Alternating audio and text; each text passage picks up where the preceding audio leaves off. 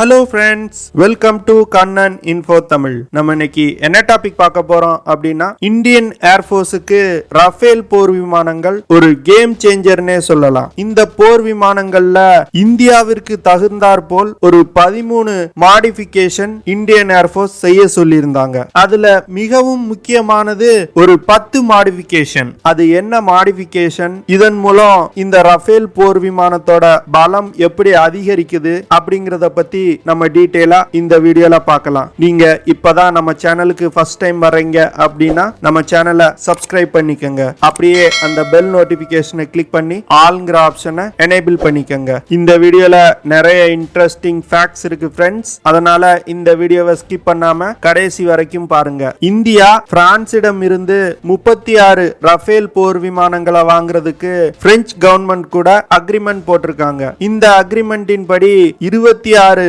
Rafale போர் விமானங்களை supply செஞ்சுட்டாங்க. மீதமுள்ள 10 ரஃபேல் போர் விமானங்களை அக்டோபர் மாசத்துல இருந்து டிசம்பர் மாசத்துக்குள்ள ஒரு மாதத்துக்கு 3 போர் விமானங்கள் அப்படிங்கிற விகிதத்துல 9 போர் விமானங்களை சப்ளை பண்றதுக்கு முடிவு பண்ணிருக்காங்க. அதுக்கப்புறமா கடைசி போர் விமானமான 36வது போர் விமானம் ஜனவரி மாசம் 2022 வருஷம் இந்தியாவிடம் ஒப்படைக்கப்படும். இந்த 36வது போர் விமானத்துல தான் இந்தியா சொல்லியிருந்த அந்த 13 மாடிஃபிகேஷன்ஸ் பண்ணி ஒப்படைப்பாங்க. அதுக்கப்புறம் இந்தியாவிடம் ஒப்படைக்கப்பட்ட அந்த 35 போர் விமானங்கள்லயும் இந்த 36வது போர் விமானத்துல செய்யப்பட்ட 13 மாடிஃபிகேஷன்ஸையும் செய்வாங்க. இதன் மூலமா ஏர்ஃபோர்ஸோட பலம் மேலும் அதிகரிக்கும். இந்த ரஃபேல் போர் விமானம் ஒரு 4.5 ஜெனரேஷன் ஏர்கிராஃப்ட். ஆனா இந்தியா சொல்லியிருக்க மாடிஃபிகேஷன்ஸ் பண்ணுனா அது ஒரு 5th ஜெனரேஷன் ஃபைட்டர் ஜெட்டுக்கு நிகரான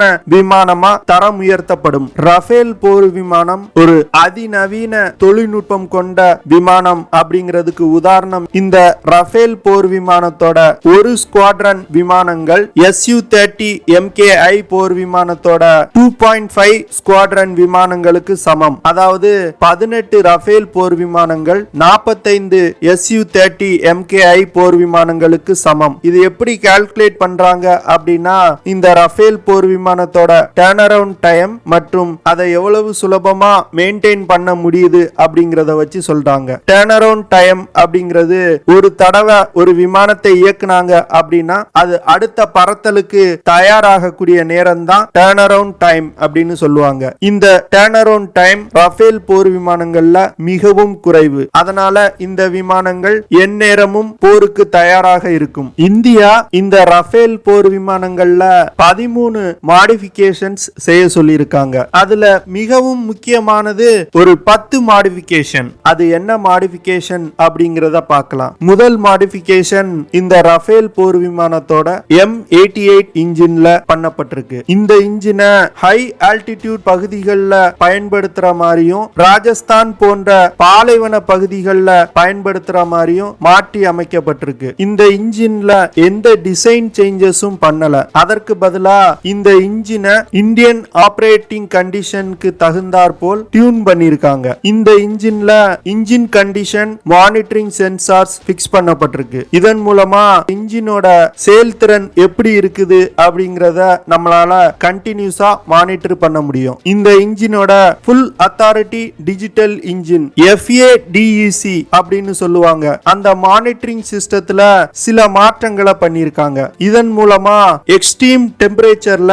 இந்த இன்ஜினால செயல்பட முடியும். இரண்டாவது மாடிஃபிகேஷன் இந்த ரஃபேல் போர் விமானத்துல டாப்ளர் வெதர் ரடார் அப்படின்னு ஒரு ரடார் இருக்கு. இந்த ரடார் இந்த விமானத்தோட முன்பகுதியில இருக்கும். இந்த ரடார் மூலமா இந்த விமானத்துக்கு என்ன மாதிரி தட்பவெட்ப சீதோஷ்ண நிலை வரப்போகுது அப்படிங்கிற ரிப்போர்ட் அனுப்பப்படும். இதன் மூலமா பைலட்டுக்கு காத்துல எவ்வளவு ஈரப்பதம் இருக்கு, காற்றோட வேகம் எவ்வளவு இருக்கும் அப்படிங்கிற விஷயங்களை இந்த வெதர் ரடார் ஃபோர்காஸ்ட் பண்ணி சொல்லும். இதன் மூலமா பைலட் அந்த மிஷன்ல எப்படி நடந்துக்கிடணும் அப்படிங்கறத முன்னவே அவர் கெஸ் பண்ணிடுவாரு. மூணாவது modification Indian regional navigation system கூட இந்த ரஃபேல் போர் விமானங்கள் இணைக்கப்பட்டிருக்கு. இதன் மூலமா இந்த ரஃபேல் போர் விமானங்களால இந்த பகுதிகளில் சிறப்பா ஆபரேட் பண்ண முடியும். இந்தியன் ரீஜனல் நேவிகேஷன் சிஸ்டம் இந்த போர் விமானங்கள்ல இணைக்கிறதுக்கு அடிஷனலா சார்ட் பண்றாங்க. ஆனா அப்படின்னா இந்தியன்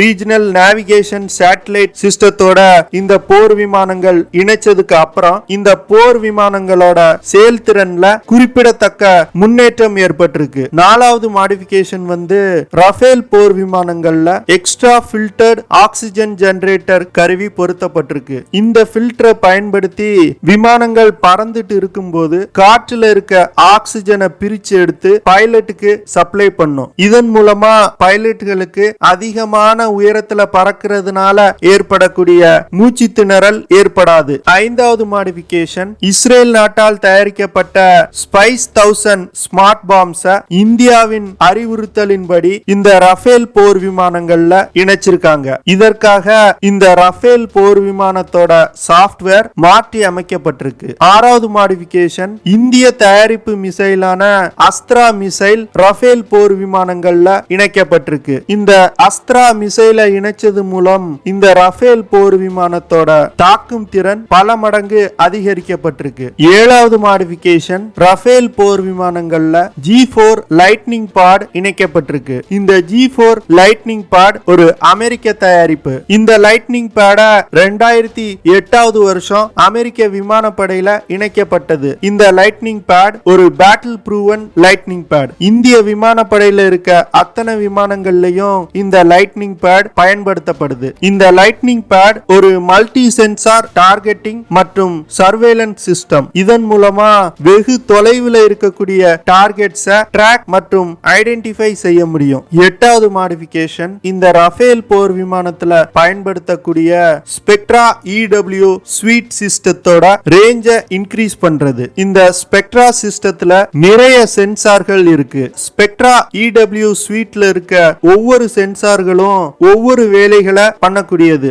இந்த சென்சார்களோட ரேஞ்சை அதிகப்படுத்த போறாங்க. இந்த ஸ்பெக்ட்ரா சிஸ்டத்துல பயன்படுத்தக்கூடிய எலிண்ட் சென்சாரோட ரேஞ்ச் 222 கிலோமீட்டர். இந்த ஸ்பெக்ட்ரா சிஸ்டத்துல பயன்படுத்தக்கூடிய defensive electronic counter measure system RBA2 radar மூலமா ஒர்க் ஆகுது. இந்த ரடாரோட ரேஞ்ச் 200 கிலோமீட்டர். இந்த ஸ்பெக்ட்ரா சிஸ்டத்துல மிசைல் அப்ரோச் வார்னிங் சிஸ்டம் இருக்கு. இந்த வார்னிங் சிஸ்டத்தோட ரேஞ்ச் 9.3 கிலோமீட்டர். இந்த ஸ்பெக்ட்ரா சிஸ்டத்துல இருக்க அனைத்து வகையான சென்சார்களோட ரேஞ்சையும் இன்க்ரீஸ் பண்ண போறாங்க. இதன் மூலமா இந்த விமானத்துக்கு மிசைல் அப்ரோச் வார்னிங் 9.3 கிலோமீட்டர்ஸ்க்கு முன்னாடியே வந்துரும். இதனால பைலட்டுக்கு அந்த மிசைல்ல இருந்து தப்பிக்கிறதுக்கு அதிகமான நேரம் கிடைக்கும். 9வது மாடிஃபிகேஷன் இந்த ரஃபேல் போர் விமானத்துல பிரெஞ்சு தயாரிப்பு குவாட் பேக் எஜெக்டர்கள் பொருத்தப்பட்டிருக்கு. இந்த குவாட் பேக் எஜெக்டர்கள்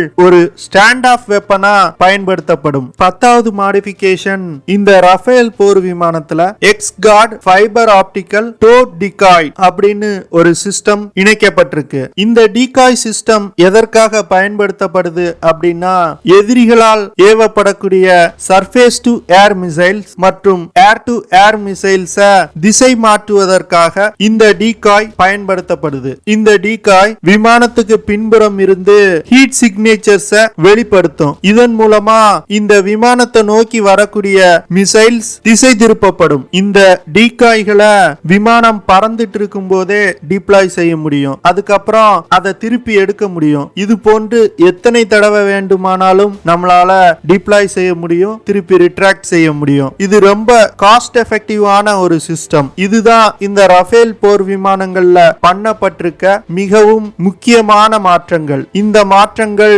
இந்தியாவோட ஆபரேட்டிங் கண்டிஷனுக்கு தகுந்தாற் போல் செய்யப்பட்டிருக்கு. இதன் மூலமா இந்த விமானங்களோட செயல்திறன் பல மடங்கு அதிகரிக்கப்பட்டிருக்கு. நம்ம வீடியோவோட நிறைவு பகுதிக்கு வந்துட்டோம்.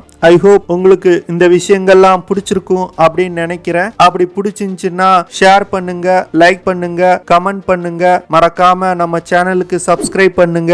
அப்படியே அந்த பெல் நோட்டிபிகேஷனையும் எனேபிள் பண்ணிக்கங்க. அப்பதான் நாங்க வீடியோ அப்லோட் பண்ணதும் உங்களுக்கு நோட்டிபிகேஷன் வரும். See you in the next video. Jai Hind.